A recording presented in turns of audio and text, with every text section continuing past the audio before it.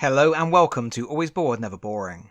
A few weeks back I made a video about some of the premium token sets available for one of my favourite tabletop skirmish games, Moonstone by Goblin King Games.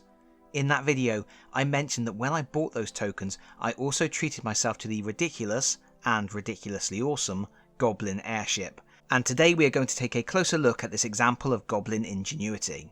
The Goblin Airship is a single piece box set with a recommended retail price of £26.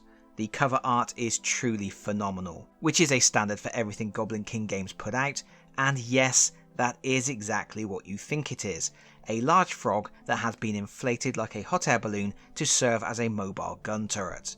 It's possibly my favourite thing in any tabletop game ever, except maybe the goblin riding a pug like a horse. And if we look on the back we can see this is a later reprint of this kit because the box proudly displays the 2023 Games Expo Award for Best Miniatures Rules, alongside the 3D render of the assembled airship. It's a bit odd to me that the back of the box doesn't also mention that the card for using the airship in your games is included. I think that's a good selling point as you don't need to print anything off or chase down a rules supplement. I probably would have added that to the contents list along with a one-line description of what the airship brings to your troop. Still, inside the box we have all of our baggies. The first bag contains our unit card, we will look at that in a moment, plus a flight stand and a 40mm base. The second bag contains all of the bits for the miniature itself. Moonstone miniatures are made of resin and almost all of them require at least some basic assembly, and being a larger piece, the airship is a little bit more complicated than many others. There are three main parts forming the body of the frog and the basket of the airship, and then two additional frames for appendages and accessories. And you should be aware of a few things before assembly. 1. These kits don't come with instructions. But don't worry. I haven't yet had one that stumped me. The parts are always keyed so you can quite easily see where and how they join together. 2. Being resin, plastic cement isn't going to work on these. I use a really strong superglue. And 3. Goblin King Games make probably the best, cleanest resin miniatures I've seen. I've only ever had one air bubble that I had to fill with green stuff, and normally the casting is free of excessive flash. To prep the pieces for assembly, I always give them a wash and a light once over with a toothbrush to remove any resin feathering, but other than that, cleanup is minimal. Just look at this face. Who wouldn't love that face? You can see it's very smooth and crisp. There is one nub on the bottom from where it has been removed from a frame that will need to be trimmed off prior to assembly. And as you can see, the piece is accurately keyed with pegs on the reverse that fit into recesses on the back section of the frog's body. That goes together very nicely. On the bottom there is another nub to file down, and there is a specially cut notch to ensure you attach the basket the correct way. And already that is looking rather lovely, and I can't see any visible lines or flashing that I will need to tidy up before assembly. The feet are also well cast with just a little feathering around the edges. Note that the two front flippers have separated from the frame in transit, but they broke off neatly without damage. The second frame has an exhaust pipe, a telescope, a Gatling gun, or pea shooter as it's called, and a scrap of fabric. And everything just looks lovely. Look at this close-up of the goblin, who doubles as the pilot and gunner. He's just a little guy, hanging underneath the frog with a big old smile on his face. The detail is fantastic. And how can you tell that this is a game from the UK? The goblin's got a little cup of tea on the ledge there. Pumping up a frog to ride its distended body into battle doesn't mean we can't be civilised. We will get a look at this airship assembled and painted in a moment, but first I want to take a closer look at the unit card to see what the airship adds to your troop on the battlefield. For this I am assuming you already know how to play the game. If you don't, you might want to check out my How to Play primer, which I've linked to in the video description below. The Goblin Airship is from the Dominion faction, that's the faction you want if you like fairies and goblins, and it has the keywords Goblin, Machine and Animal. Now I will be honest, I run goblins and of the various different strategies I use, I didn't really need the airship. I mainly wanted it just because I love the miniature and the idea behind it so much. But having said that, the airship is versatile enough and useful enough that you could drop it into any troop and it would be effective. It is basically a highly mobile gun platform with a way to effectively control the battlefield through repositioning enemies and allies. Our inflatable frog cannot engage in melee at all, so has no melee or range stat. but it has an arcane value of 3 and an evade stat of +2. Higher evade stats are not good, as they represent the number of bonus cards an enemy pulls when targeting that character. The defining characteristic of the airship is that it's going to spend the game bobbing around above the battlefield thanks to its up, up and away ability.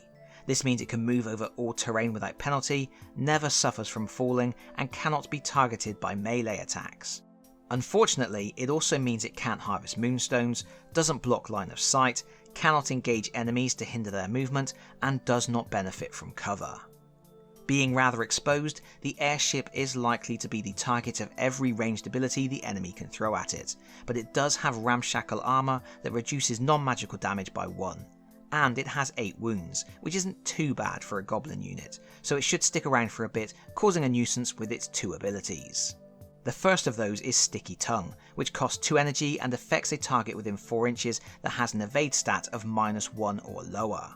The target receives 1 impact damage and is pulled 4 inches towards the airship. This is a great ability for numerous reasons.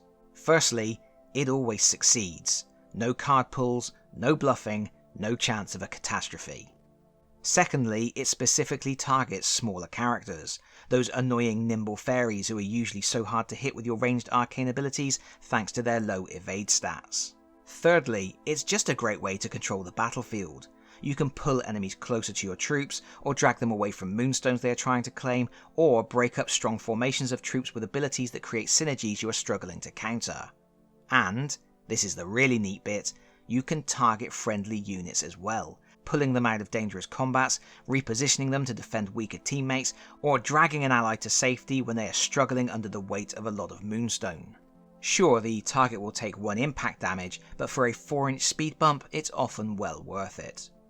The other thing the airship can do is harry enemies with its pea shooter.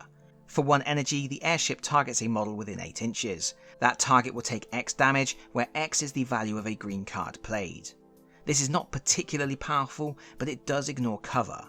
Even better, it can be used multiple times per turn, and it only costs 1 energy. As a full health airship gains 3 energy per turn, it's possible to put out a lot of pea shooter attacks. These 2 abilities make the airship very annoying, and that can also work to your advantage. Your enemy may become so obsessed with destroying it that they start to overlook other objectives. Overall, it's a really fun, useful model. It isn't a war machine of mass destruction, more a bumbling nuisance to darken the skies of any battlefield.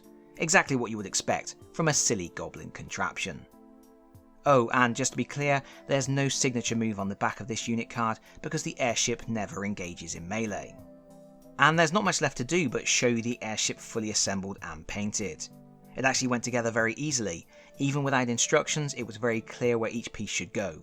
I did wash all the pieces and give them a gentle scrub, and I shaved off those rough nubs. But other than that, it was just a simple matter of matching up the parts and gluing. I didn't have to do any filing, and there were no gaps to fill. And here he is with a lick of paint.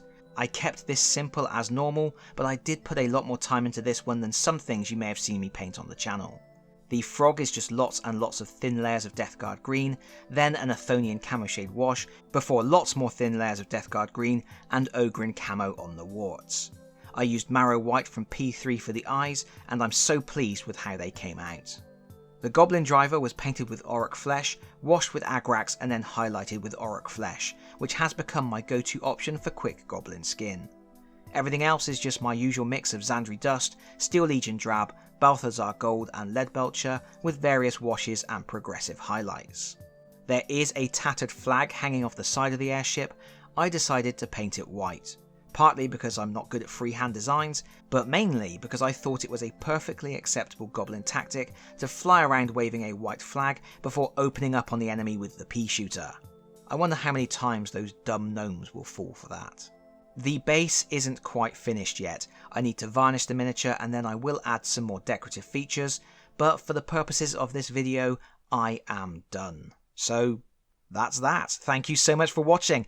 If you like this video, please consider pressing the like button. If you really like this video, please consider subscribing if you don't already do so, and hopefully I'll see you all again very soon. Bye bye everyone. Bye bye.